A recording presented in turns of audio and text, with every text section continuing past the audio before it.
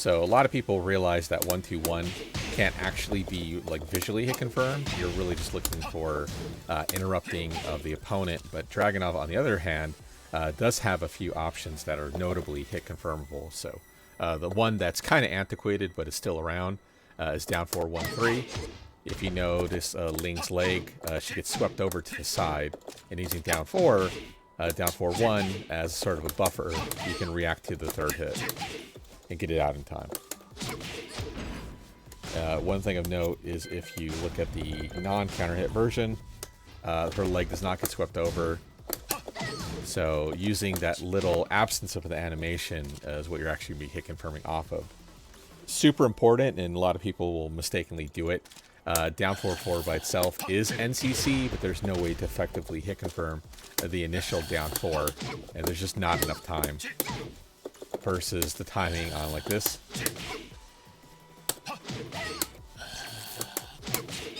Yeah, there is plenty of time to do it. It's a little bit tricky, but it's definitely not super difficult. Buyer beware though. The issue with down 4-1 is that it actually does not jail. So even if it hits, the second hit can be done. So although it's -11 on block and the final hit's -13 if they block the entire thing, so it's still technically launch punishable.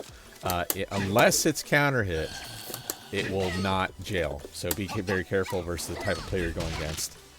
In previous games, the best thing you could do was basically go for a sort of stomp overhead, down 4, stomp down 3+4, I'm sorry, which would then guarantee if they got up with a counter hit kick, down 4-1-3, and then you used to be able to counter hit confirm it for a wall spot. It doesn't quite work that way now in Tekken 7, but it's still your best option is after stomp at the wall, down 4-1-3. If they hit a button on the way up, they will be counter hit resplat, and you'll typically win in that position. Same vein, the 4-2, if you see how she gets hit, she gets punched in the face versus when it's on counter hit. Like there's a huge swing back, so you can technically confirm it, and there's actually quite a lot of time to confirm it. But just keep in mind that if you, like for instance, mess up like your running 2 and get like a buffered forward 2 like this instead, and you delay the input, they can't sidestep it. The only way that 4-2-4 is completely safe is when it's not buffered and it's non-delayed. Otherwise, keep that in mind. Even though it is counter hit confirmable, you know, your inclination, especially after a messed up like a running 2, is going to be to delay the 4. If the opponent knows about that, just keep that in mind that they are going to do work on you. Other sort of confirmable options, a little bit more difficult, but these ones are in the ballpark of being properly confirmed. Down back 2-1-2 is a little bit tricky. Mostly going to be used as a frame trap, unlike Tekken 5, where the entire string was counter hit confirmable. And keep in mind, she's ducking, so let me turn that off. Put this guard off. Yeah, it's no longer counter hit confirmable, or not counter hit NCC, the full string. Instead, the second hit only on counter hit is a launcher. And then also, actually, we can even turn off rage, or sorry, counter hit. The last hit by itself is also, I'm sorry, I'm on natural counter hit. So the last hit by itself is also NC launcher too. The reason I want to mention this, though, is that if you are confirming off of like delayed down back 2-1, because the main reason being you can actually fully delay the string. So rather than bot bot bot or bot bot, or sorry, bot bot bot or bot bot bot, you can actually delay the second hit as well. So bot bot bot. So that allows you to confirm on the second hit and the third hit. So if they hit in between it, you can confirm it. If you want to play chicken with the opponent, the last hit is always there. As you saw there, I delayed the second and third hit too much, so it's unlike 4-2-4, which can be fully delayed and fully NC confirmed. You do have a window on down back 2-1-2. Second thing is down back 2-1-2 is -14 and weak to sidestep right. So even if they don't have a great 14 frame launcher, they can always sidestep you and launch you. The good news is versus like Law, Laws is sidestep with both direction, minus 14, and also doesn't lead to a launcher, whereas Dragunov's does. So that's pretty good. And the reason, like I said, I want to mention it is that the second hit does lead to a combo, but the problem is you can't actually use the down 2 variation, versus on the third hit, you can. Standard back 2-1 combo, so on and so forth. Keep that in mind, your combo will be different, forcing you to use instant wall stand 4, so on and so forth, in order to get your combo pickup, because once again, second hit does not allow you to do down 2 for pickup. They're just left too far away. I think this was changed like Season 1, if I remember correctly. Season 1 or Season 2. It's a semi-recent change, but I see it quite often. People will confirm incorrectly and go for the down 2 combo when they are forced 100% to use instant wall stand 4 instead. So on the topic of down back 2-1-2, down back 2-1-2 is one of those sort of old school hidden moves that most people don't really talk about nowadays. If you're directly to your opponent's back, down back 2-1-2 will cause a sort of flip over where nothing is guaranteed, although if you're about 45 off their back to either direction, you get a small combo. Using back 1-2. He does have a couple of other variations, but due to how she's left, it's very different. Keep in mind, if you're not far enough to her side, you'll get the 2 hits, but then guarantee the block, the third hit here. Once again, if you're too shallow and obvious, once again, minus 14, a character like Link, and then mash standing 3 to punish you. So nowadays, since back 2-1-3 leaves you in full standing, where you can't get the small combo, like that's all you can get now guaranteed. Down back 2-1-2 at certain axes is definitely superior, although back 2-1-3 is definitely easier to confirm. Just keep in mind with the mechanic, quote unquote wall reflect, that if their opponent is to the wall, back 2-1 and down back 2-1 respectively will cause the opponent to flip around. So just be very careful in that case, due to wall positioning and whatnot, to use the best option for your situation. Now, further talking about old moves, a lot of people know about 4-4-4 being like Dragunov's like strongest 14 frame Punisher. Keep in mind that this is on Rage, so we'll go ahead and turn this off. So plus 0, 30 damage versus back 3, which does 17, although it's significantly better because it causes, wall splat if they're by the wall, and plus 11, setting up things like running 2 options, so on and so forth. But a lot of people still don't realize that the second hit of forward 4 is actually a magic 4, and it's an old school magic 4. The problem is with forward 4-4, it's too far away for you to actually link anything. So in order to get the magic 4, you actually have to complete the string fully.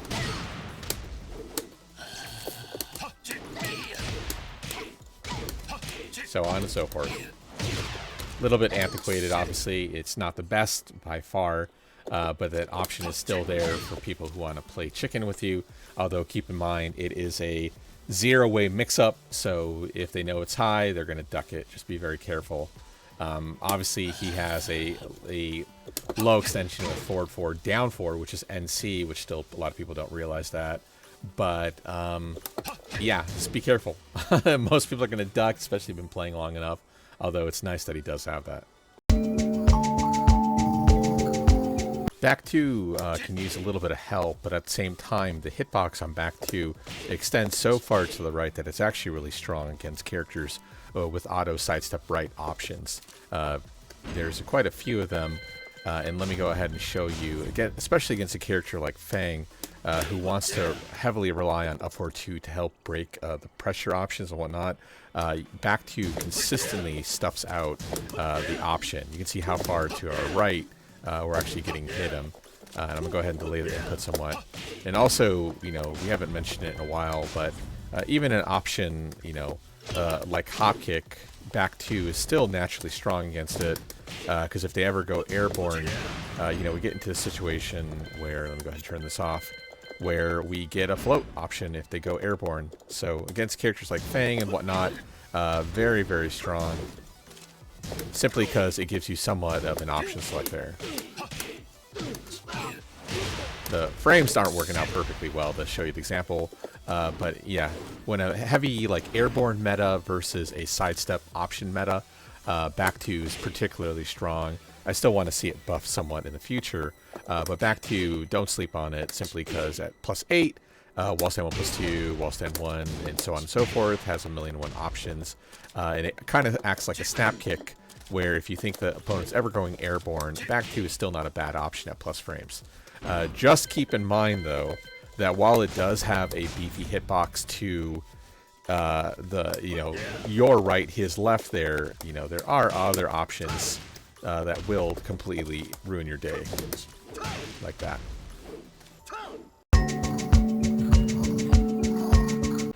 Another little bit of old tech is the fact that when the wall is to your right or the opponent's left, up forward 4 goes from being a kind of mediocre orbital option into a full launcher using 2 options. You can use instant wall stand 4,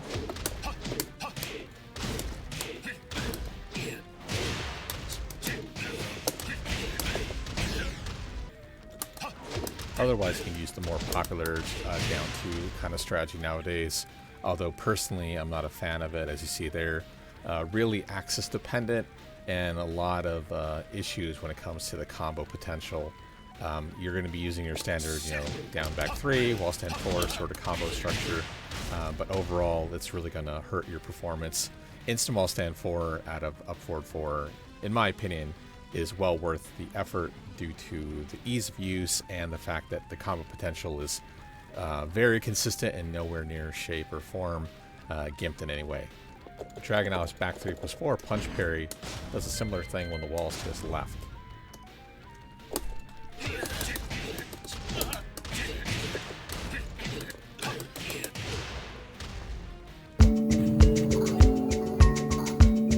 Another bit of old tech is when 1-2-1 doesn't properly give you a full splat, but instead gives you one of those flip over splats. Despite what it does look like, it is still technically a full splat, giving you a full guaranteed combo as such.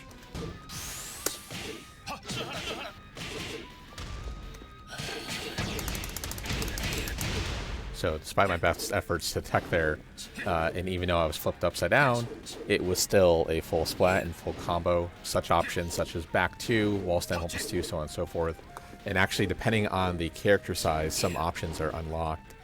For instance, with Dragunov, you have a little bit less time simply because he's a tall character, but with other smaller characters, much easier to confirm and get bigger combos, so on and so forth. A little more old school tech. Dragunov, if you're not aware, is a tall character. Looking at Link here, who's a short character, you see I'm taller than Ling, and even though my legs are and my back are kind of hunched over as Dragunov, we're still significantly taller than Ling. Using a move like down 4-4, you can actually see the real height, well, real-ish, and you can see that Dragunov completely dwarfs over Ling while doing his down 4-4. The main reason that to mention this, though, is that because he's so tall and Ling is such a short character, or small, quote-unquote, he actually has a standing crossover, and that's just up forward 4. So up forward hold 4 allows you to cross up. In Tekken 7, it no longer causes a small combo, so it's a little bit worse. But keep in mind, at +3, down 4, down 1, out of back churn, you can even go for a YOLO hop kick, which I definitely don't recommend due to small character sizes will easily back away from you, but you will be beating them by +3. And assuming they don't want to mash, you still have back churn down 3, aka cane stab, to get you a little bit more damage. Although same situation, in Tekken 7, cane stab is antiquated. It causes knockdown, but there's no chance to get any sort of pickup. Basically just guaranteeing the down 2. But just keep in mind, if you don't need a wall tech situation to get cross up, you can just straight up jump over short characters. The list previously, if I remember correctly, was in the ballpark of 13 to 17 characters. Nowadays, it's just basically it's held to just smaller female characters, so it's much more rare. But against a character like Ling and the like, just keep in mind you do have a standing and unblockable cross up. And just to show that, since I didn't actually show that part, completely unblockable. So no way to block it, 4 frames to block it, and there's no frames whatsoever. 443 is a very versatile tool, but if you've ever been trying to learn options, like for instance ending with 4-3 and so on and so forth, you definitely know that running 3 or 443 effectively can come out as running. The reason being that the input delay and so on and so forth, the buffer, is actually pretty wide. You could do a thing like 443. You could do a forward delay 4-3, and even you could do somewhat of a running 4-4-3. The actual input for the buffer is pretty fucking huge. And once again, to show it, no delay, slight delay, and then basically a running delay. Can significantly more range, just like the forward buffered 4-4-3s of Raven. You have the ability alone to control effectively how far you want it to hit. You see there, I basically got a running 3, and obviously other than the standard sort of running 3, by milking the timing on the input, we can effectively delay it to hit not quite full screen, but in essence to hit full screen. Just keep in mind you don't want to get too greedy with them. Eventually the opponent will duck. Although the nice thing with the 443 is that it now causes, It now causes spin. Okay, I guess off of CD1's the best one. I think, I do believe that Crouch Dash 2 can do a 443, but the window is pretty tight, yeah. Also keep in mind, if you are a beginner player, and you go to Stinger Kick, you can see how he does the double forward input. You don't get it as instant, specifically because for full crouch balancing purposes, but you can definitely tell the difference between 4-4-3 and the Stinger Kick here with a slight delay in between, and once again, longer delay. The power is yours when it comes to 4-4-3. Interestingly enough, his left leg seems to be the dominant leg. Even when he doesn't have explicit homing attacks, his left leg does have a few strings that do track both directions, such as back 4-3,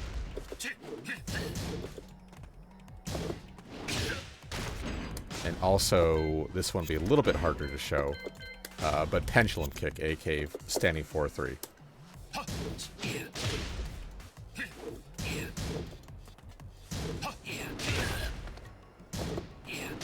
I know there might be a few people out there who are like, oh, well, I've seen people, dodge the back 4-3 before.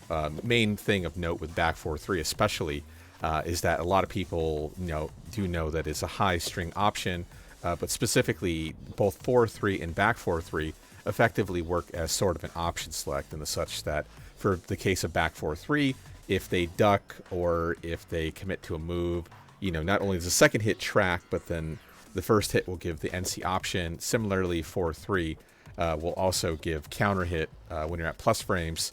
For instance, it's 12 frame NC option or NCC option, guaranteeing a stop.